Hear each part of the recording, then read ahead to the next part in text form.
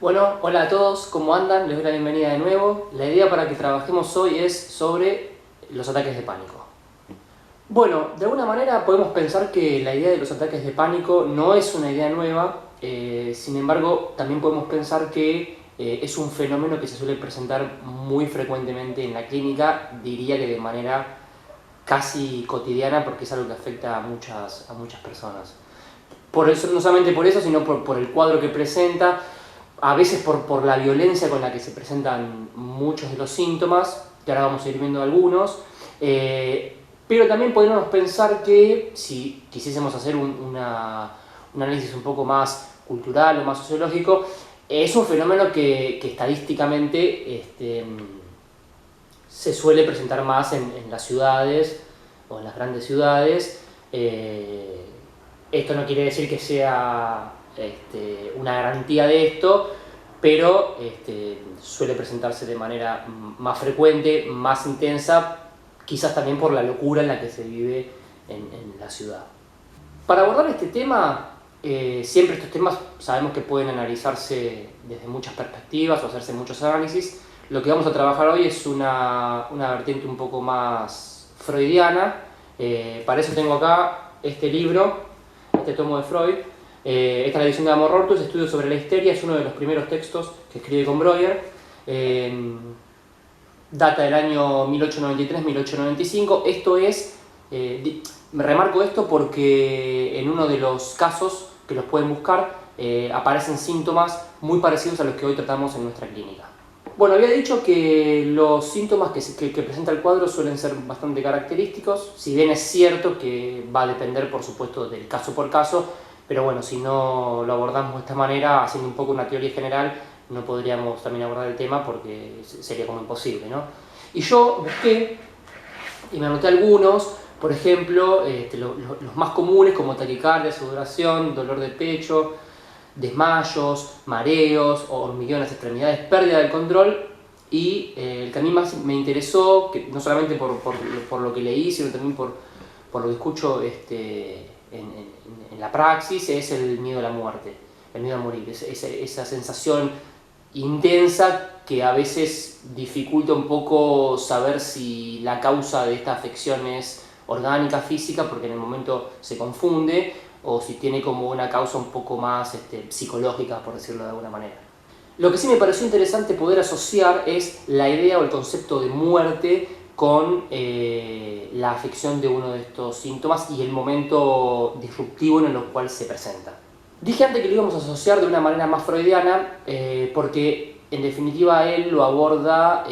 o el psicoanálisis en general aborda estos ataques de pánico suplantando un poco el significante pánico por el significante angustia. Por ende podremos pensar que estos ataques tienen que ver con una manifestación angustiosa, es decir que son ataques de angustia. Y si bien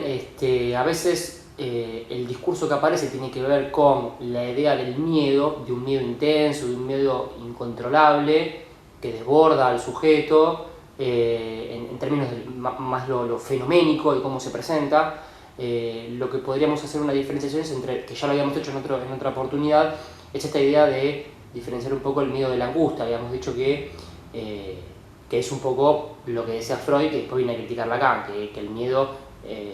hay un objeto de la realidad, ante lo cual se anuda un poco en ese sentido, y la angustia para Freud carece de objeto, que es lo que viene a criticar Lacan, porque él introduce la idea de que la angustia no es sin objeto, porque de lo que se trata es de un concepto lacaniano que no vamos a desarrollar acá, pero es como para que lo tengan en cuenta, que es la idea del objeto A, que es la falta de alguna manera irreductible. Digamos que es un cuadro que se presenta generalmente en estructuras que son más de un matiz o más de un tinte neurótico. Por ende, directamente lo podríamos asociar con casos graves, o no tan graves, pero sí donde hay una estructura histérica que está bastante presente. Si partimos del mecanismo psíquico que actúa en la neurosis según Freud, podríamos pensar que la represión viene como a actuar en este sentido porque de alguna manera la angustia para él viene a aparecer justamente en ese momento en donde se disocia, por así decirlo de alguna manera, la representación del afecto, y el afecto va a parar en lo que él llama las histerias de conversión, justamente a la parte somática, que es donde se presentan, por ejemplo, estos síntomas de los que hablábamos. Lo que sí podríamos decir, y me parece que es importante marcarlo para ver de qué manera el psicoanálisis puede abordar este tema, diferenciándose, por ejemplo, de un abordaje más psicológico, de un abordaje más psiquiátrico o neurológico, porque uno, ante estos síntomas, lo primero que hace es ir a ver al médico o medicarse. Sabemos que en este sentido el clonazepam o el ribotril están a la orden del día, cuando en realidad de lo que se trata es de que el analista pueda escuchar cuáles son los significantes que circulan en el discurso de ese sujeto, que de alguna manera va a empezar a anudar con estos síntomas que trae, o con cualquier síntoma que traiga. Así que ya tenemos que pensar que hay algo del orden simbólico que empieza a ponerse en marcha y a ponerse en juego una vez que el paciente comienza a hablar. Por ende, si nosotros adherimos un poco a esta teoría, caemos en la cuenta que en realidad el cuerpo, porque en definitiva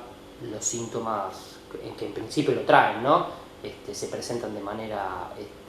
orgánica, física, digamos, no quiere decir que esto no exista, pero sí tenemos que pensar que el cuerpo, que en definitiva nos interesa,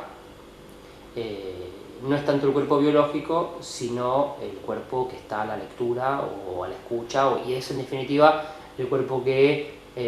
trataba Freud, que tiene que ver con el cuerpo de representaciones en realidad.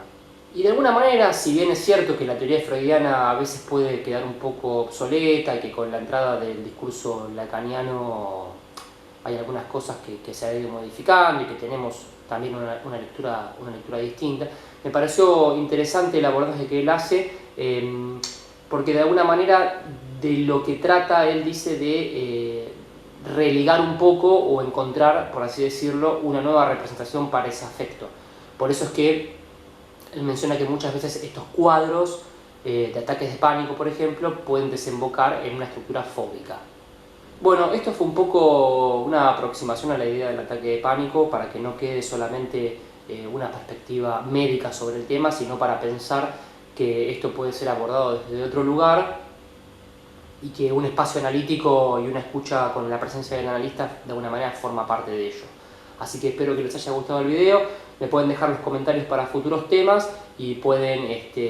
seguirme en Instagram, que les voy a dejar acá abajo en la descripción. Les mando un saludo y nos vemos la próxima.